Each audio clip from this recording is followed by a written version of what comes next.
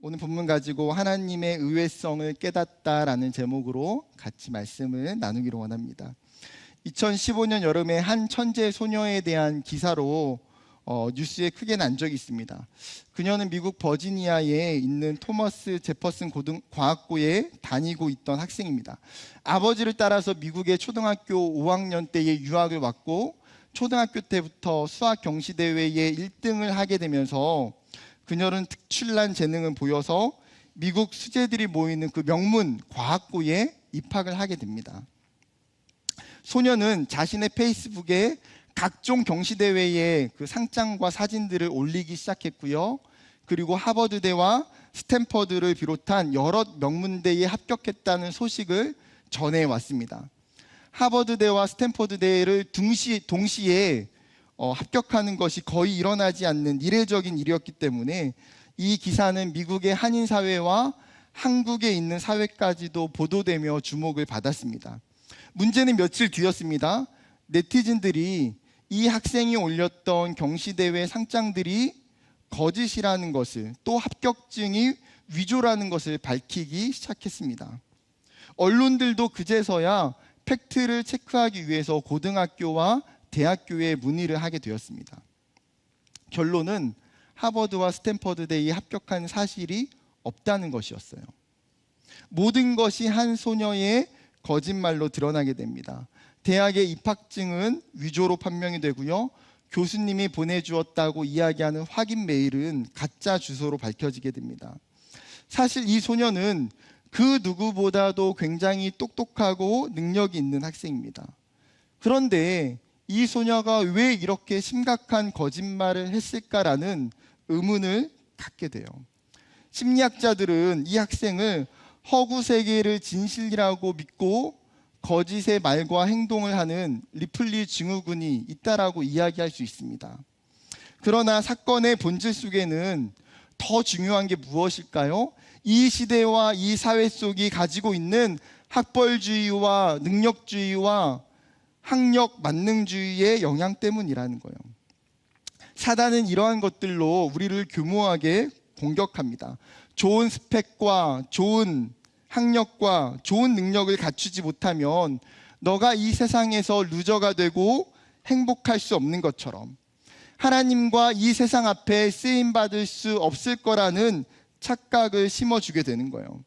많은 청년들이 대학을 진학하고 취업을 준비하면서 이러한 공격에 속절없이 무너지는 것들을 보게 됩니다. 오랜 시간 교회를 다닌 청년들조차도 나의 현실을 바라보면서 하나님이 나를 사용하실 거라는 그 믿음과 신뢰를 잃어버리는 것들을 참 많이 보게 돼요. 우리는 오늘 성경을 통해서 이러한 거짓 메시지를 끊어내야 됩니다. 나아가서 하나님이 우리에게 뭐라고 정말 말씀하시는지, 하나님이 진짜 어떤 분이신지를 같이 살펴봤으면 좋겠어요. 오늘 본문에 등장하는 사사는 삼갈이라고 하는 사사입니다. 성경에 단 한 절밖에 기록되어 있지 않는, 비중으로 본다면 이 사사에 대한 사건과 내용은 굉장히 빈약해요. 마치 수많은 사사 중에서 엑스트라와 같은 한 사람에 불과합니다. 그런데 이 삼갈의 이야기가 이 사사기 가운데에 사사기의 가장 중요한 주제였던 하나님이 어떤 분이신가라고 하는 부분에 대해서 명확하게 이야기하고 있다는 거예요. 먼저 삼갈을 이해하기 위해서는요, 그의 이름을 주의 깊게 살펴볼 필요가 있습니다. 뭐라고 소개하고 있습니까? 아낫의 아들 삼갈이 있어. 여기서 아낫이라고 하는 단어를 학자들은 두 가지로 해석을 하게 됩니다. 첫 번째는 아낫을 지명으로 보는 사람들입니다. 즉 삼갈은 아낫이라고 하는 지역의 출신이라는 거예요. 여러분, 차를 타고 시골을 가다 보면 그런 현수막이 종종 보입니다. 저도 얼마 전에 나주에서 제가 신안을 가면서도 시골길을 가는데 여전히 비슷한 현수막을 제가 얼마 전에도 봤어요. 예를 들어서 이런 거예요. 장하다 금산의 아들 김땡땡땡 행정고시 합격. 장하다 무복리의 딸 김땡땡 외무고시 합격. 축 삼천포의 아들 김땡땡 국회의원 당선. 여러분, 김땡땡이를 금산이 무복리가 삼천포가 낳은 게 아니잖아요. 그런데 왜 우리는 이런 표현들에 익숙합니까? 이런 표현들은 결국에는 출신 지역을 중요시 여기는 문화 때문이에요. 그 사람이 이 지역의 자랑이 되기 때문에. 성경에도 수많은 사람들의 이름 가운데에 지명을 넣은 사람들이 굉장히 많이 있습니다. 엘리야를 부르면서 성경은 뭐라고 표현하냐면 디셉 사람 엘리야라고 이름을 지어요. 여러분, 디셉은 길르앗 야베스에서 동쪽으로 8km 떨어져 있는 굉장히 작은 마을에 불과합니다. 그리고 사르밧 과부는 두로와 시돈이라고 하는 그 두 개의 도시의 가운데 있는 이방 도시예요. 막달라 마리아라고 이름할 때의 막달라는 어디입니까? 갈릴리 호수의 왼편에 있는 마을입니다. 또한 예수님을 부를 때에도 호칭을 뭐라고 부릅니까? 나사렛 예수라고 이름을 붙여요. 이처럼 아나 또한 지명으로 볼 수 있다는 거예요. 두 번째 다른 부류는 문자 그대로 아버지의 이름으로 보는 학자들이 있습니다. 예를 들어서 이성계의 아들 이방원, 김순호의 아들 김기도, 아낫의 아들 삼갈. 즉 아낫은 뭐예요? 삼갈의 아버지라는 거예요. 즉 어떠한 해석이 더 옳은지 맞는지는 중요하지 않습니다. 중요한 것은 이 아낫이라고 하는 명칭이 가나안 여신의 이름이라는 거예요.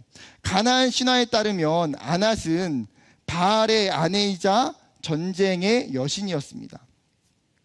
그래서 그녀가 죽인 시체의 피가 허리에까지 찰 정도로 굉장히 많았다라고 이야기하고, 바알의 자매들 중에서 가장 외모가 빼어나고 아름다워서 바알에게 가장 많이 사랑을 받았다고 기록하고 있어요. 또 우가리 신화에 보게 되면 이런 사건이 나옵니다. 어느 날 바알이 자신에게 있는 전용 신전이 없다는 것을 굉장히 한탄합니다. 그리고 그의 가슴 아픈 한탄을 이 아낫이 듣게 돼요.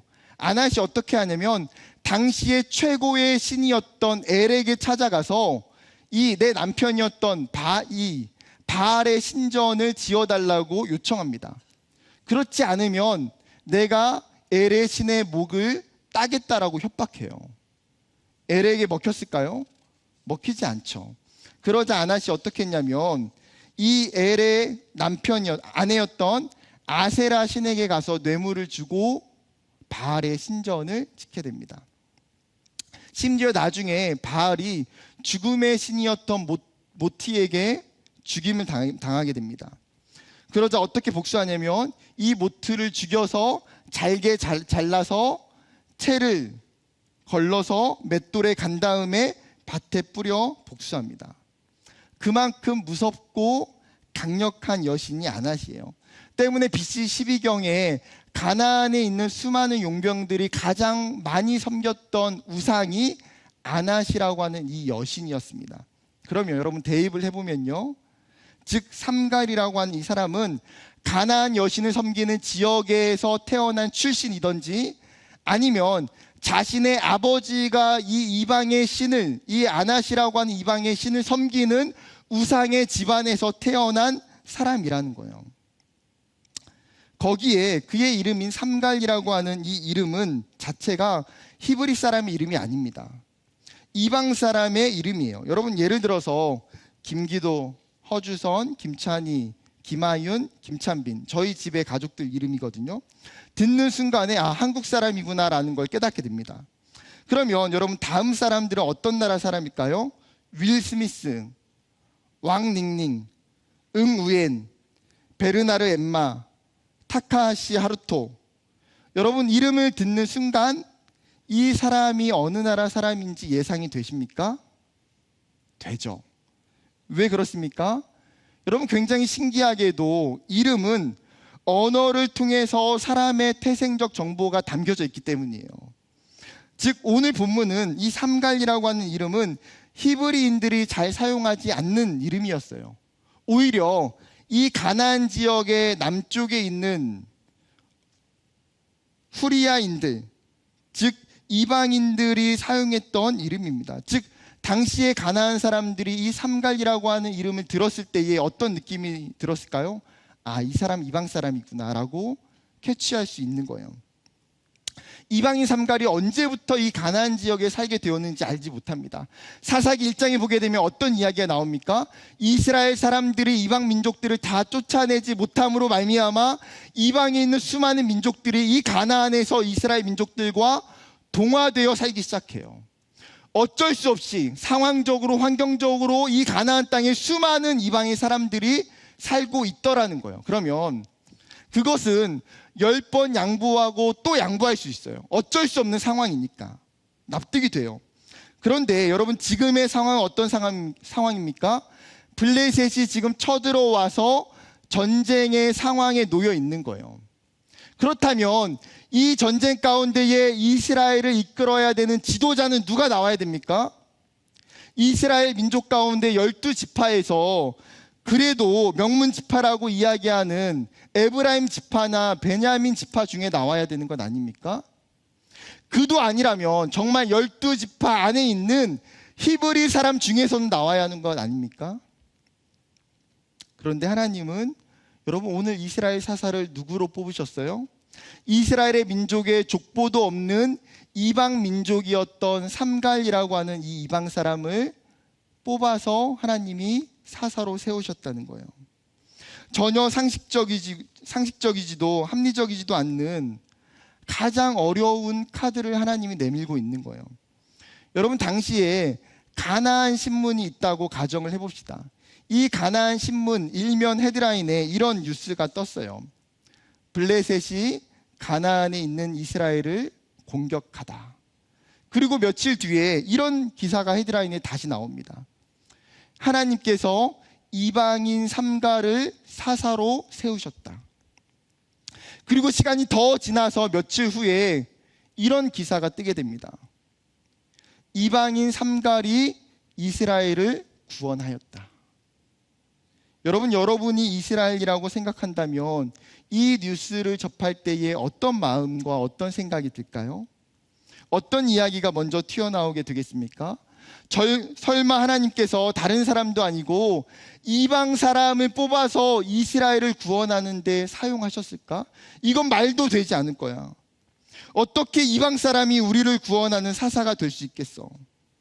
여러분, 우리나라가 광복을 하게 될 때에 광복의 33인의 대표로 한국 사람이 아니라 한복을 곱게 차려입고 갓을 썼는데 머리는 약간 노란색에 눈은 파란색에 미국 사람이 태극기를 들고 여러분, 독립선언문을 낭독하는 거예요. 여러분, 뭔가 이상하지 않을까요? 여러분은 받아들이기 쉬운 일이라고 생각이 듭니까? 이스라엘 역시 지금 사사로 세워진 삼갈을 쉽게 인정할 수 없었을 거예요. 그런데 여러분, 이것은 인간적인 측면에서의 어려움이지 하나님의 입장에서는 이것이 일반적이라는 거예요. 하나님은 그분의 사역을 위해서 정말 이해되지 않는 사람을 선택하세요. 하나님은 사람들이 예상하지 못하는 사람을 뽑으세요. 때로는 정말 별 볼 일 없는 사람을, 때로는 평범한 사람을 뽑으세요. 우리는 이것을 하나님의 의외성이라고 부릅니다. 일반적인 기대와 예상을 벗어나서 전혀 생각하지 못한 반전이 일어나는 거예요. 하나님의 의외성은 성경에 전반적으로 수많은 사람들을 통해서 나타나게 됩니다. 여러분, 우리가 잘 알고 있는 성경의 인물들을 한번 생각해 볼까요? 믿음의 조상이라고 하는 아브라함은 어떤 사람입니까? 이 가나안 지역에 있었던 사람도 아니에요. 갈대아 우르라고 하는 이방 지역에 있었던 사람이고, 심지어 그의 아버지는 우상을 만들고 우상을 섬기는 집안의 출신이었어요. 그런데 그러한 사람을 하나님은 뽑으셨고 그를 믿음의 조상으로 세우셨어요. 뿐만 아니라 여러분, 모세는 어떻습니까? 부모와 떨어진 고아 출신이에요. 그가 운 좋게 궁궐에서 자라기는 하지만 결국에는 어떻게 됩니까? 그는 사람을 죽인 살인범이 됩니다. 여호수아 초반에 여리고성을 점령할 때 가장 중요한 역할을 했던 라합이라는 사람은 어떤 사람이에요? 기생이었어요. 사사기 다음에 나오는 다윗의 증조 할머니가 되는 룻은 어떤 사람입니까? 모압 출신의 하나님을 알지 못하는 이방 여인이었어요. 페르시아의 여왕이었던 에스더는 부모가 없이 태어난 고아였고요. 바벨론과 페르시아의 총독이었던 다니엘은 똑똑하고 좋은 집안의 출신이었지만 결국 그는 바벨론의 노예였어요. 엘리야의 후계자가 되는 엘리사는 그저 평범한 농부였습니다. 가장 대표적으로 하나님께서 다윗을 뽑을 때의 사건은 더 충격적인 장면이에요. 사무엘이 사울을 대신하기 위해서 여호와께서 알려주시는 대로 이새의 집에 갑니다. 그리고 그의 아들들이 사무엘 앞에 쭉 서기 시작해요. 사무엘이 그 중에 첫 번째 아들이었던 엘리압이 지나갈 때에 그가 감동을 하게 돼요. 이 엘리압의 용모와 키가 굉장히 빼어났던 것 같습니다. 이 사무엘이 그 엘리압을 보자마자 여호와의 기름 부으신 자가 과연 주님 앞에 있다라고 이야기한 후에 기름을 부으려고 해요. 그러자 하나님이 사무엘에게 이렇게 말씀하십니다. 사무엘상 16장 7절 말씀 같이 읽어볼까요? 시작.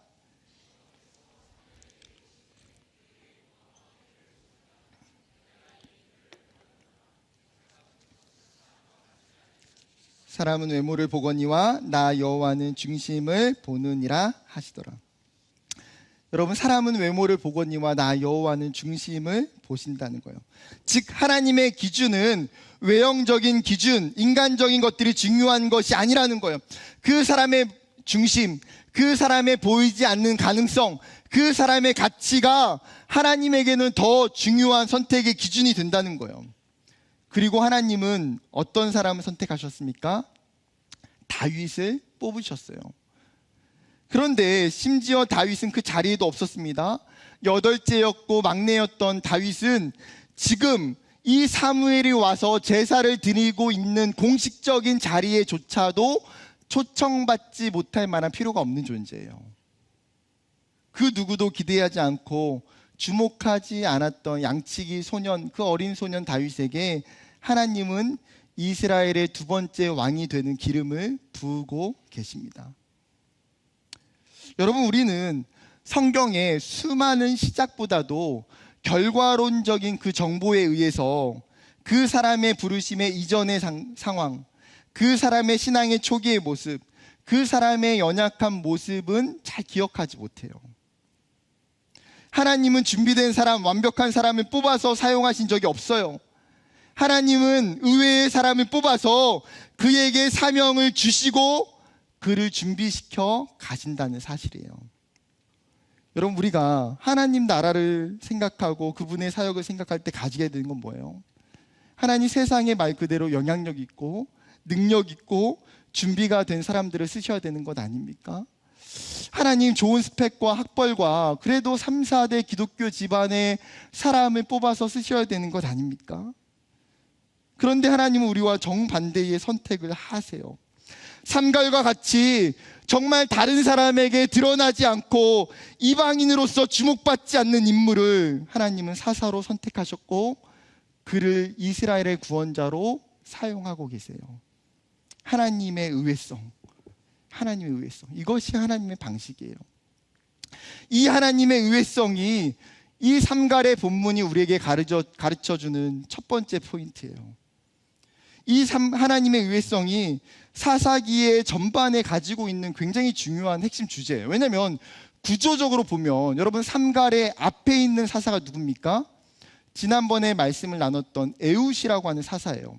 이 에훗의 특징은 무엇입니까? 성경이 그를 설명하면서 왼손잡이 에훗, 이 왼손잡이는 오른손에 장애가 있는, 즉 치명적인 핸디캡이 있는 사사를 하나님께서 선택하셨다는 거예요.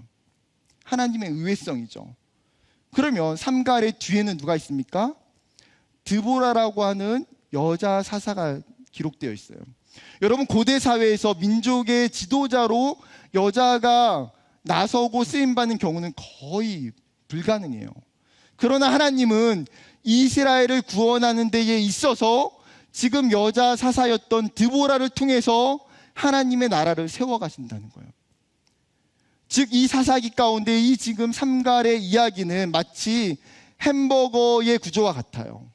햄버거의 빵 안에 있는 가운데 패티의 역할을 하는 게 이 삼갈의 본문이에요.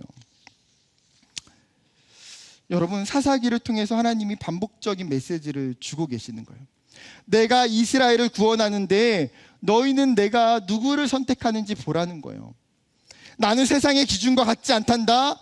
나는 외형적인 조건과 특별한 능력에 의해서 사람을 선택하지 않는단다. 나는 연약하고 부족하고 나의 사역을 위해서는 그 어떤 사람이라도 쓸 수 있다는 거예요. 그것이 바로 나 여호와 하나님이란다. 하나님은 저와 여러분을 부르실 때도 마찬가지예요. 여러분, 우리가 능력이 있기 때문에, 우리가 믿음이 있기 때문에, 우리가 성품이 좋기 때문에, 우리의 어떠한 조건 때문에 하나님이 우리를 선택하신 게 아니에요.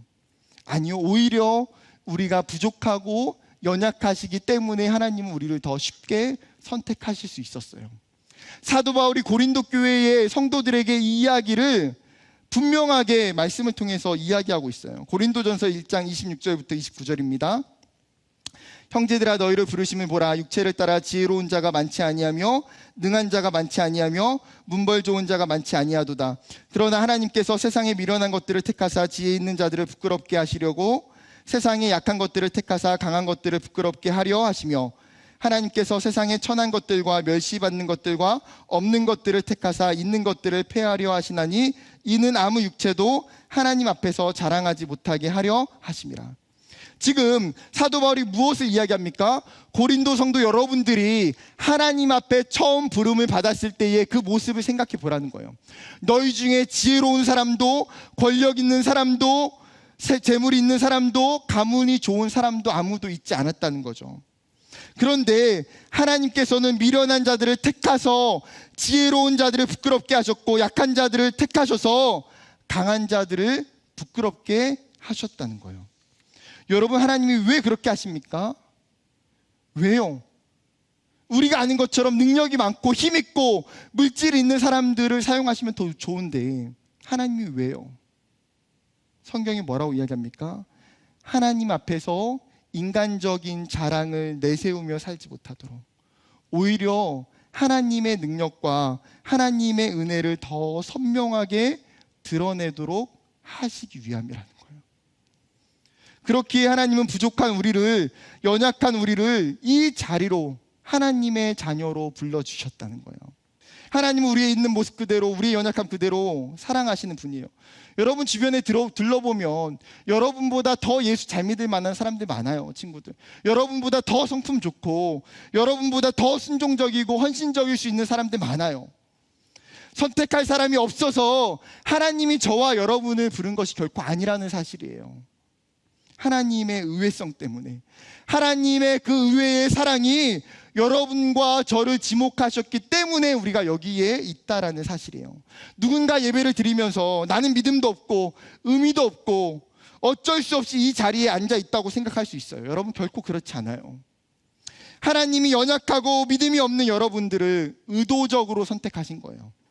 자랑할 수 없도록, 하나님의 은혜만 이야기하도록. 청년의 시기를 보내면서 여러분, 이 하나님을 만나고 깨닫는 것이 가장 중요해요. 오늘 삼갈의 본문을 통해서 보여주시는 하나님은 어떤 분이십니까? 하나님은 의외의 하나님이세요. 하나님은 예측할 수 없는 분이에요. 하나님은 부족하고 연약한 사람을 부르시고 선택하시고 사용하시는 분이에요. 여러분, 우리는 부족하지만 하나님의 그 사랑이 저와 여러분에게 있음을, 그 하나님의 의외성이 저와 여러분에게 있음을 깨닫는 시간 되기를 주님의 이름으로 축복합니다. 다시 본문으로 돌아와서 삼갈이 주는 두 번째 포인트는 오늘 본문에 그가 무엇으로 사역을 하고 있는지를 보게 될 때에 나타나요.